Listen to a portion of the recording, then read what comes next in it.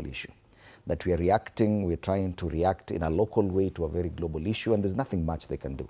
Yet the understanding is that, and even going back to 2022, when during the presidential debate, the current president said then that the problem with fuel prices is about the taxes here.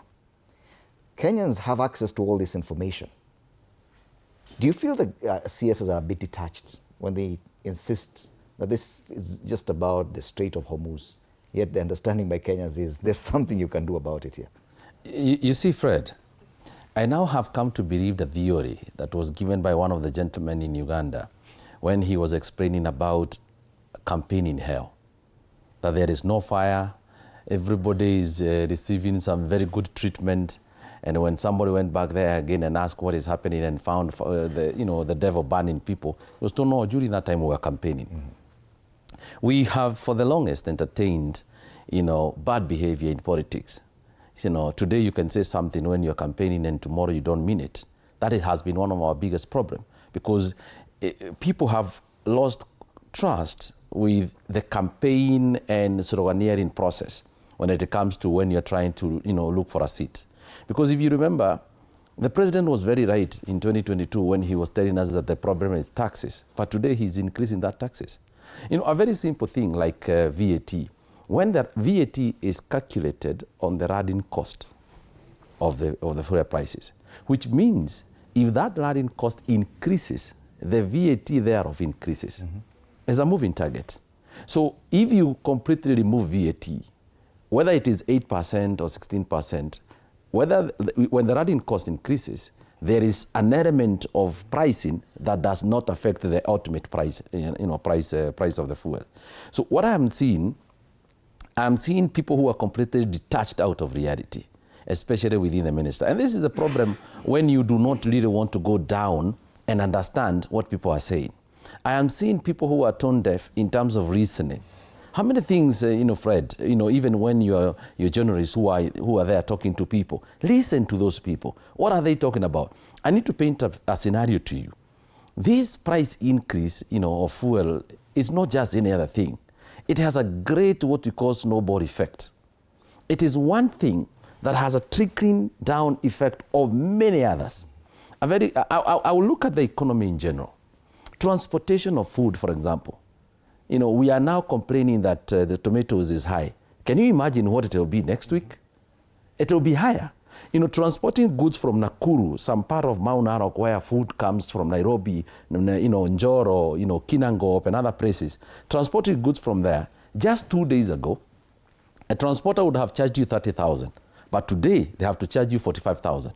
An incremental of 15,000, which has to be actually redistributed to the cost of that food there.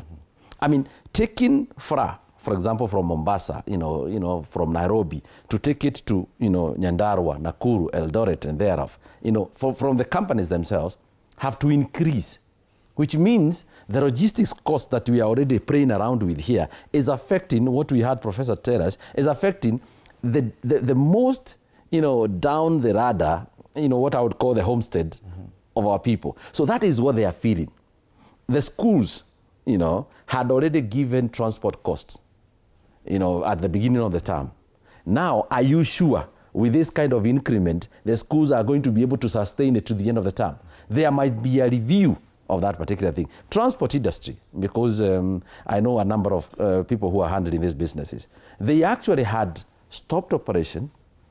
Immediately these new prices were announced to renegotiate and do an addendum to their standing contracts. Because how else would you do it? If one trip, your trailer is costing you 45,000 more on diesel, you are not in business. I mean, it is bigger than the CS can, fathom and understand that it is affecting everything there. But I need to, comment something.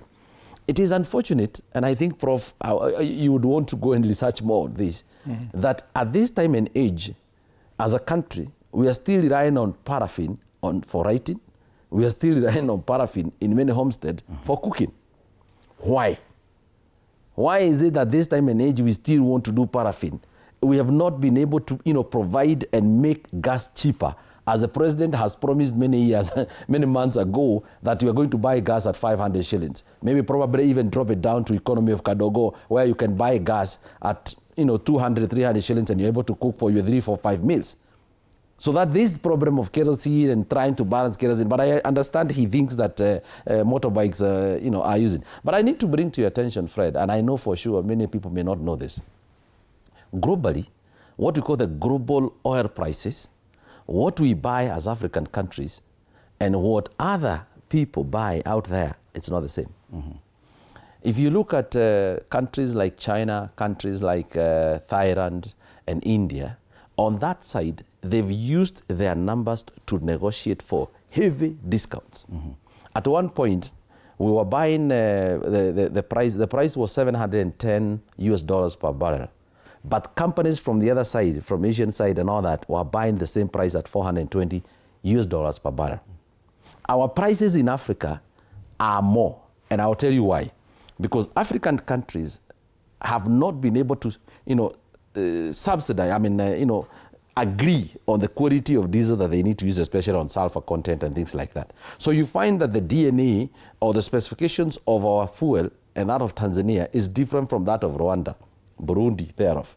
We are not able to consolidate our volumes and agree on what it is that we need to use in terms of quality, and then use the volumes to negotiate for that particular pricing at the international market. Mm-hmm. Even before we talk about having things like refineries around us to refine our crude that we have recently discovered, there is something that African countries could have done all along. And that is why the guys from Europe and Asia enjoy your borders. Mm-hmm. That is why they enjoy your borders, because you want to remain an autonomous country. We are a country, we are Kenya, this is Uganda, this is whatever. At the moment, we are no longer importing fuel together with Uganda. The Ugandan volumes were removed from us because we used to import with their volumes. Why? Because of our G2G agreement. Mm-hmm. And you remember, recently we were discussing this with you, and I told you, monopolizing that source, in my opinion, was a mistake, because it denied you an opportunity to renegotiate with any other party thereof. All right. You may want to argue that they are giving us the best of prices, but Fred, we've just found ourselves buying in the middle of war, where war is happening. Mm-hmm. Trump have just announced this morning that he was to attack, he was to upscale the attacks on Iran.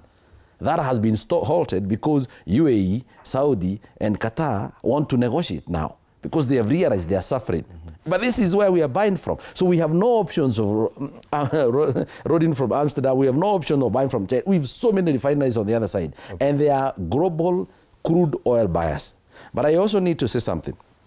There's something we call quotas, what we call refining quotas that are allocated by OPEC.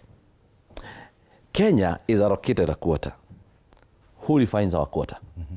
That particular quota, this is like a control measure by OPEC to ensure that as a country, you cannot refine all the oil and then end up diluting the prices of refined petroleum products in the market. So it's a control of its kind. But nobody talks about it. Nobody wants to discuss about that. And it is one of the ways that countries use to reduce the cost of their fuel. And thank you for breaking down how internationally that affects us. Yes. But now, locally, if you look at the breakdown of taxes levied on a litre of fuel in Kenya, excess duty